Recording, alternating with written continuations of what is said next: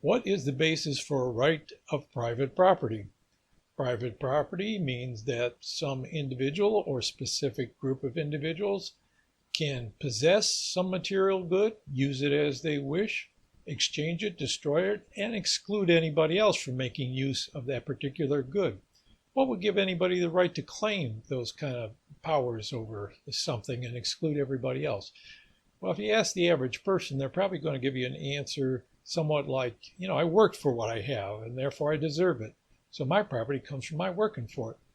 Well, that evades the question by presuming a lot of things. You could push it if you want to get people pissed off at you. You can push it and say, well, in order to make that effort, either you had to be working with some goods, you had to have some space you could do your work in, you had to have equipment, maybe office equipment, maybe machinery, who knows what. Who had the right to that stuff to give you the permission to use it and pay you for your work? Or if you're working on your own, what gave you the right to use that stuff for your own, for making an effort in producing something?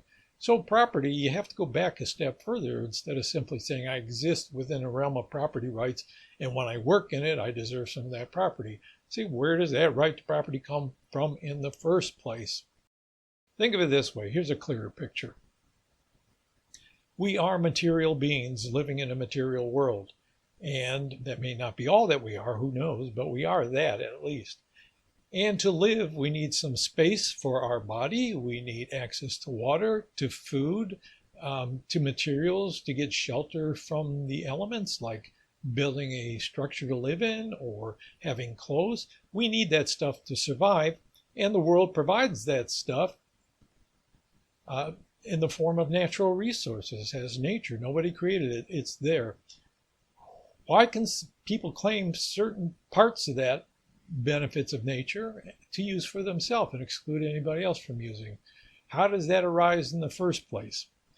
Well, here I've only ever heard two types of answers, and one is that we all have an inherent right to property that no government can interfere with. The other one is that it's actually created by government for the benefit of society in general. That is, if we all benefit from it, then it's a good thing for a government to do. That's the basis of the right. So let's take those two arguments, because I think the first one does not hold up at all. The second one is the one then we have to lean on. First argument, there's an inherent natural right to property. This idea goes back to John Locke, who lived about 100 years before the American Revolution. He was an Englishman, and he had several writings that were influential for his time. But his work on government, his two treatises of government, were not very influential until the time of the American Revolution, almost 100 years later, because the revolutionaries and founders picked up these arguments and used them. They'll be very familiar to you if you're familiar with American tradition at all. How did he put this argument? His first treatise was against the divine right to rule on the part of some kind of monarchy or aristocracy. And it was all drawing from the Bible and making arguments as to why he didn't believe there's any divine right to rule. The second part then said ruling really comes from the consent of the governed. Familiar idea, right? People come together for the express purpose of protecting their natural rights of life, liberty, and property. He says property. 100 years later, Jefferson, in drafting the Declaration of Independence, will say life, liberty, and a pursuit of happiness, which shows that Jefferson, for one, was a little ambivalent about these claims about the right to a natural right to property. So people are in a state of nature, according to Locke. Imagine this. There's no government. You live outside of a government structure, and so there's just nature. You're free. You can do whatever you want. You have life, and you need some material goods to survive. So when you go out and you cultivate a piece of land, or you gather wood for a fire, or you do some hunting or fishing, in that way, by joining your labor with material resources, with natural resources, you've effectively created a claim on them. That natural right doesn't need any government to sanction that. So governments are then created in order to protect those rights, because they may be vulnerable without all of us coming together to create a government to protect them. So governments are created to protect our natural rights, and if they aren't doing that, we have the right to overthrow them, the argument used by the American revolutionaries. What about this idea that people exist in a state of nature and they mix their labor with things and can therefore create a claim of private property? Well, I think it has three big problems, at least. The first is that such a state of nature never existed. As far as we're aware, in early societies, they saw land as not something you would own privately for your own use. They saw land as something sacred that the whole community would benefit from and should be treated with respect. So their ideas were not one of property. Property, maybe you had some personal possessions, but no claims on the land, no kind of larger claims to have a right that nobody else could intervene in. So state of nature never really existed. In fact, when you think about how claims on the earth and its goods were originally created in modern civilizations, it's always an act of force. Like the North American continent, how did the colonists come over here and claim it? Well, the kings, queens of England, France, Spain, they had people come over here and make a claim that this was now owned by claimed by the king of their country, and therefore that monarch had the right to parcel it out to people on whatever principles they wanted to. They gave some to favorites, they gave some for colonies to divide among themselves, depended, but they had the right to do that. So originally property in most of our societies were by force coming in, taking land from the native inhabitants and then parceling it out through a political process. The rulers decided who got what. It wasn't people going out in a state of nature. Even though we have this American mythology of homesteaders going out and cultivating the land and staking their claim to it, that was kind of rare. The homesteaders had to be able to claim land that was already permitted to them by the government, so they couldn't pick from anything. So that idea that a state of nature once existed is not true.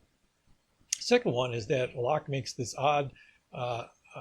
uses this odd example of having your servant go out to collect nuts or something, and therefore those nuts become your private property. Well, the obvious question is, if the servant collected the nuts or did the hunting or cultivating the land or anything else, wouldn't that property belong to the servant because the servant had mixed his or her labor with it? You didn't mix your labor with it, so why is it yours?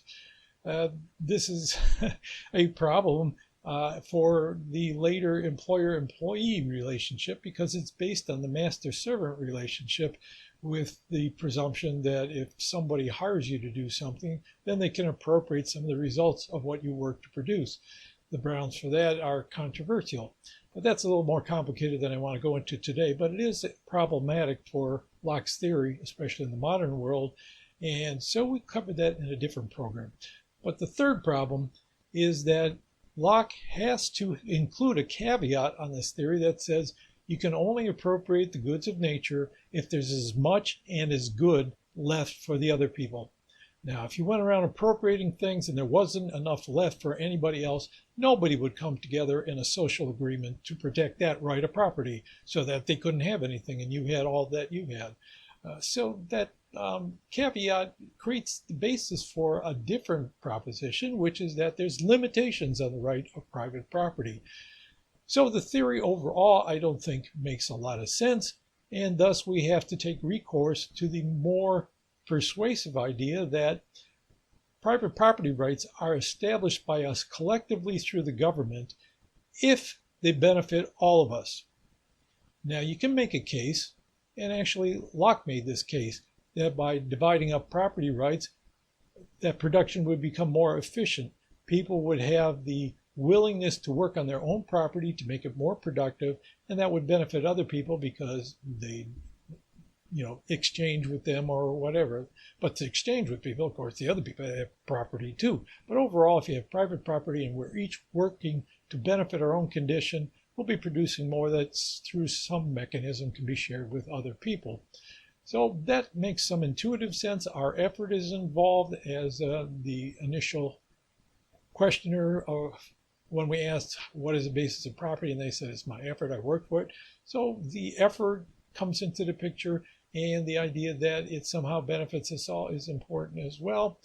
Now, how would that work in the modern world? We're not in an agricultural world. where there's not even enough left for the whole population if people want to go out and take a piece of land and start cultivating it and build a hut and all that. We're in a money economy where people work for in exchange for pay, and they pay for the things they want, and et cetera, et cetera.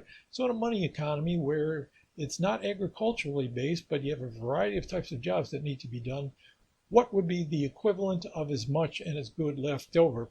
That's the question we have to ask in our next segment.